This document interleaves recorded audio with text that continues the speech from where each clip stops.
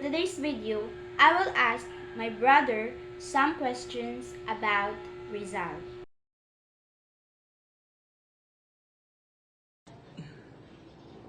Who is Rizal? Si Rizal kay gipanganak atong June 19, 1861 ug namatay siya atong December 30, 1896. Siya ang pangka-7 sa 12 ka maigsoon nga anak nilang Francisco Mercado Rizal ug nila Teodora Alonzo Realunda. Nag-eskwela siya atong 1872 dito sa Ateneo Municipal for Bachelor of Arts degree. And naka-receive siya datong award. He was awarded an estampita, then he won medals and recognition for his talents and consistently earned a grade of excellence. Then later, nag-study siya og medicine dito sa UST. Then while showing siya sa iyang course under sa Jesuits. Then he was 17 that time nga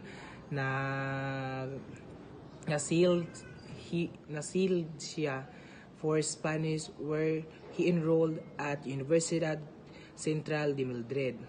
Then nakahuman siya sa iyang sa iyang medicine and philosophy atong 1885.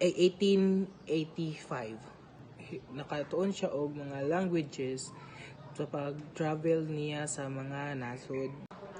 Dahil nag-return siya din sa Pilipinas atong 1892, then he was exiled in Tapitan by the Spanish authority. Then niyan siya sa Cuba, then nag-serve siya as a volunteer doctor when the Philippine Revolution broke out. Then he was arrested and charged for crime of rebellion and sedition. Na si Rizal de ang author sa El Filibusterismo. Next, why he was shot to death?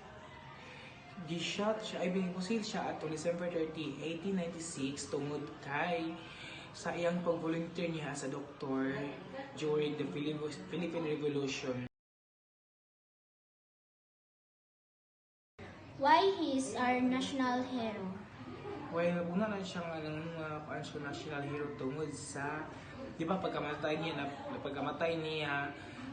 pangapila din ka tuig nga kalabay, nagkuan dito din ng mga tao, mototong Rizalista. Ito mga Rizal, believe niya si Rizal, kay na siya'y power to heal, especially sa mga dili makakita.